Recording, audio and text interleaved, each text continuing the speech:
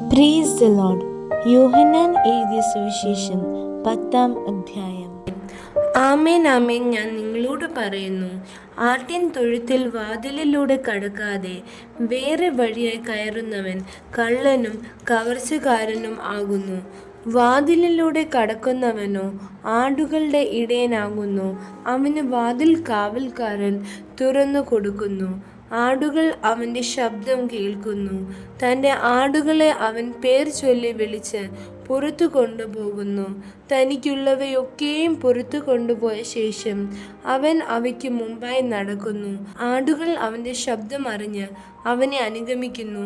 അന്യന്മാരുടെ ശബ്ദം അറിയാതെ കൊണ്ട് അവ അന്യനെ അനുഗമിക്കാതെ വിട്ടു ഓടിപ്പോകും. ഈ സാദൃശ്യം യേശു അവരോട് പറഞ്ഞു. എന്നാൽ തങ്ങളോട് പറഞ്ഞത് ഇന്നതെന്ന് അവർ ഗ്രഹിച്ചില്ല. യേശു പിന്നെയും അവരോട് പറഞ്ഞത്, ആമേൻ ആമേൻ, ഞാൻ നിങ്ങളോട് പറയുന്നു, ആടുകളുടെ വാതിൽ ഞാനാകുന്നു. എനിക്ക് മുമ്പേ വന്നവരൊക്കെയും കള്ളന്മാരും കവർച്ചക്കാരും അത്രേ. ആടുകളോ അവരുടെ വാക്കു കേട്ടില്ല. ഞാൻ വാതിലാകുന്നു. എന്നിലൂടെ കടക്കുന്നവൻ രക്ഷപ്പെടും. അവൻ അകത്തു വരികയും പുറത്തു പോവുകയും മേച്ചിൽ കണ്ടെത്തുകയും ചെയ്യും. മോഷ്ടിപ്പാനും അറുപ്പാനും മുടിപ്പാനും അല്ലാതെ കള്ളൻ വരുന്നില്ല. അവർക്ക് ജീവൻ ഉണ്ടാകുവാനും സമൃദ്ധിയായിട്ട് ഉണ്ടാകുവാനും അത്രേ ഞാൻ വന്നിരിക്കുന്നത്. ഞാൻ നല്ല ഇടയനാവുന്നു.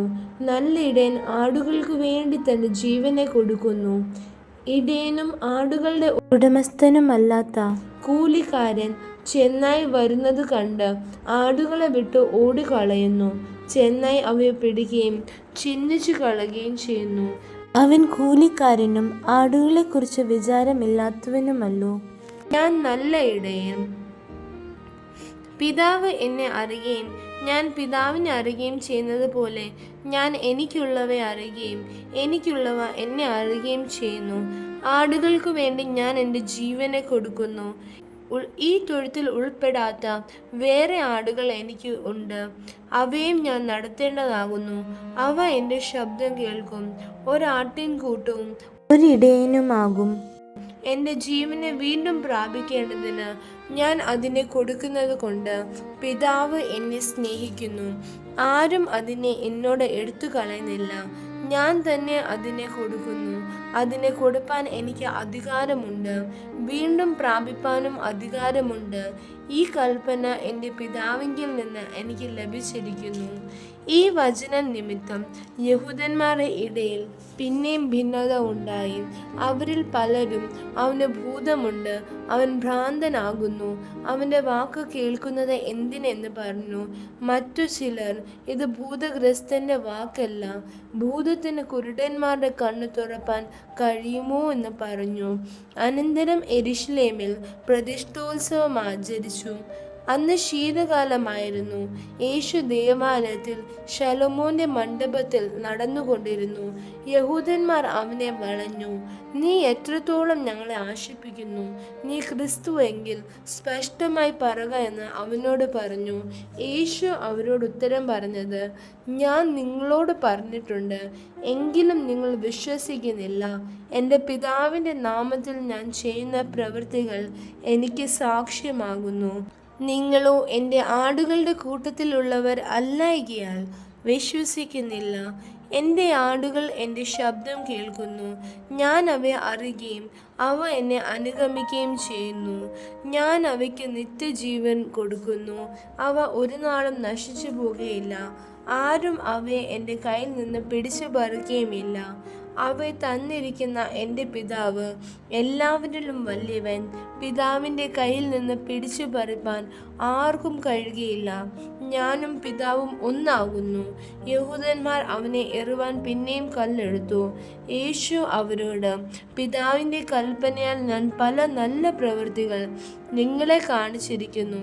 അവയിൽ ഏത് പ്രവൃത്തി നിമിത്തം നിങ്ങൾ എന്നെ കല്ലെറിയുന്നു എന്ന് ചോദിച്ചു.